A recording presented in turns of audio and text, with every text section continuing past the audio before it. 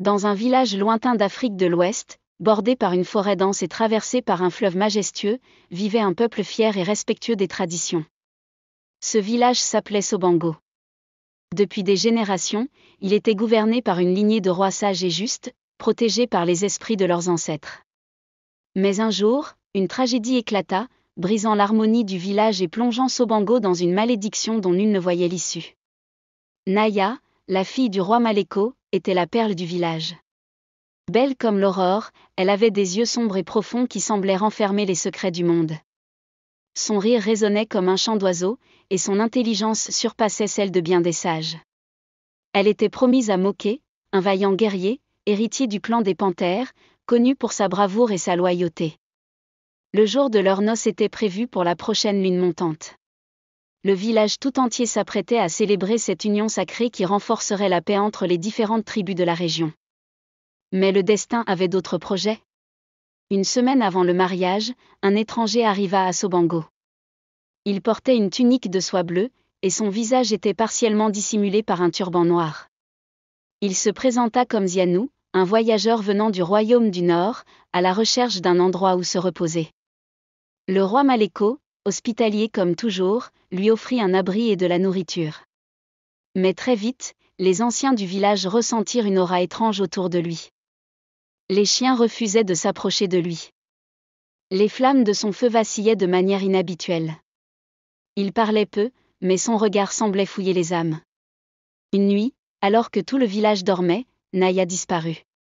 Le lendemain matin, son lit était vide, et seule une plume noire gisait sur le sol. Moké et les guerriers parcoururent la forêt, appelèrent son nom, fouillèrent chaque recoin, en vain. Le cœur brisé, le roi Maléco convoqua le conseil des sages.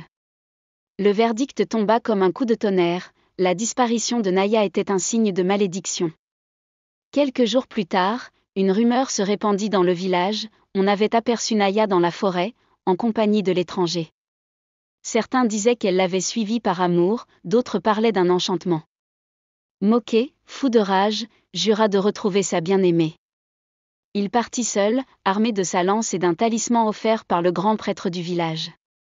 2 lunes passèrent avant qu'elle ne revienne. Amaigrie, les yeux hantés par une douleur invisible, elle refusait de parler de ce qu'elle avait vécu. « Où étais-tu, ma fille ?» demanda le roi, les larmes aux yeux. « Je ne peux le dire, père. » Elle fut immédiatement conduite auprès du guérisseur du village, qui lui fit boire des décoctions d'herbes et récita des prières. Mais rien ne semblait la ramener entièrement à elle. Moké, lui, n'était jamais revenu.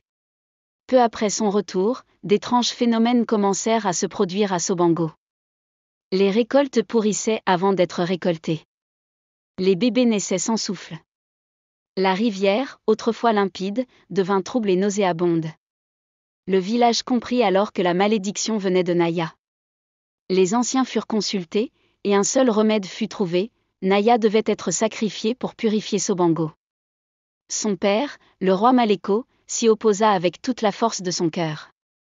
Comment un père pouvait-il accepter de perdre sa fille unique ?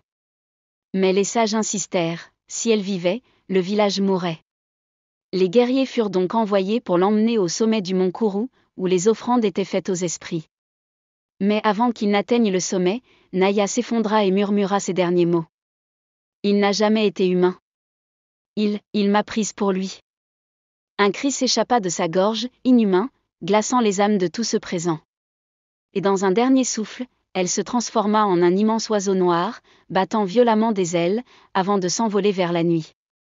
Depuis ce jour, chaque nuit de pleine lune, un grand oiseau noir survole Sobango, poussant un cri semblable à celui d'une femme en pleurs. Les villageois disent que c'est Naya, errant à jamais entre 2 mondes, victime d'un amour interdit ou d'un destin cruel.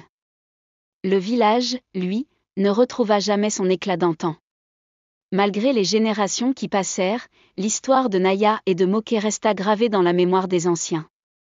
Certains disent que dans la forêt, si l'on écoute attentivement, on peut encore entendre la voix de Moké, appelant désespérément le nom de celle qu'il n'a jamais pu sauver.